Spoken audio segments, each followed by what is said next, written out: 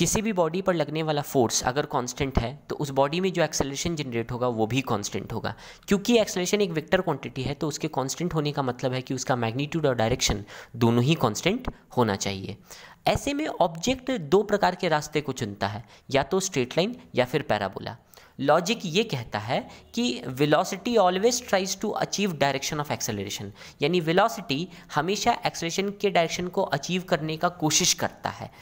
इस स्टेटमेंट को पढ़ के ऐसा मालूम पड़ता है कि जब हम किसी के साथ प्यार में होते हैं तो हम उसी के साथ रहना चाहते हैं क्योंकि हमको सुकून मिलता है। तो वेलोसिटी भी एक्सेलरेशन के साथ ही रहना चाहता है।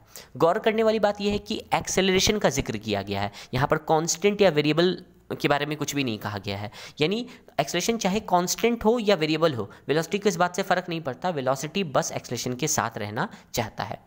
इस फंडामेंटल कॉन्सेप्ट को हम एग्जाम्पल से समझने की कोशिश करते हैं। जैसे जब एक बॉल को हम ड्रॉप करते हैं तो उसकी इनिशियल रफ्तार कितनी होती है? 0 होती है। इनिशियल रफ्तार 0 से हम कुछ ऐसे समझ सकते हैं कि वेलोसिटी को उसकी मर्जी पे छोड़ दिए, और जैसे ही मर्जी पे छोड़ेंगे तो वेलोसिटी तो हमेशा एक्सेलरेशन के साथ ही रहना चाहता है। इस वजह से बॉल हमको नीचे आते हुए दिखती है और पाथ कैसा बनता है? स्ट्रेट लाइन बनता है। इस सिचुएशन में बॉल को हम ऊपर की तरफ फेंक रहे हैं तो उसकी इनिशियल वेलोसिटी ऊपर की तरफ है जबकि एक्सेलरेशन नीचे की तरफ है। लेकिन वेलोसिटी का तो नेचर है कि वो हमेशा एक्सेलरेशन के डायरेक्शन को अचीव करना चाहता है, और ये कुछ समय बाद कर भी लेता है, और पाथ कैसा बनता हुआ दिखता है हमको? स्ट्रेट लाइन बनता हुआ दिख रहा है। तो इन दोनों केस में हमको पाथ कैसा बनता हुआ दिख रहा है? Straight line.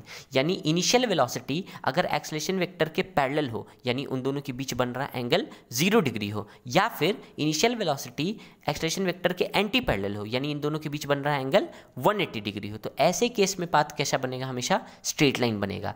और अगर 0 डिग्री और 180 डिग्री के अलावा कोई और एंगल है तो पाथ हमेशा कैसा बनेगा? पैराबोला। हाँ, बट एक्सेलरेशन वेक्टर क्या होना चाहिए? कांस्टेंट। तो पाथ कैसा बनेगा? पैराबोला।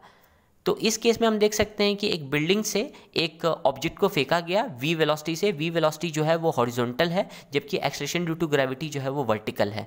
तो इस सिचुएशन में हम देख सकते हैं कि वेलोसिटी अपने नेचर को फॉलो करेगा और वेलोसिटी हमेशा किसके डायरेक्शन को अचीव करना चाहेगा?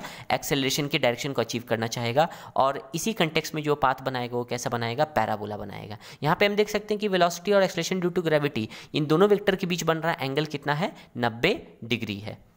अच्छा, सर्कुलर मोशन में क्या होता है? सर्कुलर मोशन में एक्सेलरेशन वेक्टर कांस्टेंट नहीं होता है, क्योंकि एक्सेलरेशन वेक्टर लग रहा होता है सेंटर की तरफ, लेकिन हर पॉइंट पे डायरेक्शन बदल रहा होता है। तो ये क्या करता है कि जैसे इस पॉइंट पे वेलोसिटी वेक्टर इधर है, तो वेलोसिटी क्या चाहेगा? कि एक्सेलरेशन की डायरेक्शन को अचीव करना, तो ये मुड़ेगा। लेकिन जैसे ही इस पॉइंट पे वो एक्सेलरेशन के डायरेक्शन में आता है, एक्सेलरेशन फिर से अपने डायरेक्शन को चेंज कर लेता है। यानी एक्सेलरेशन वेक्टर कांस्टेंट नहीं है। तो एक्सेलरेशन वेक्टर कांस्टेंट नहीं और वेलोसिटी की तो जद्दोजहद, पूरी कोशिश ही ये रहती है कि हमेशा एक्सेलरेशन के डायरेक्शन में आ जाए, और इसी कोशिश के चक्कर में वो पाथ कैसा बना देता है? सर्कुलर मोशन बना देता है।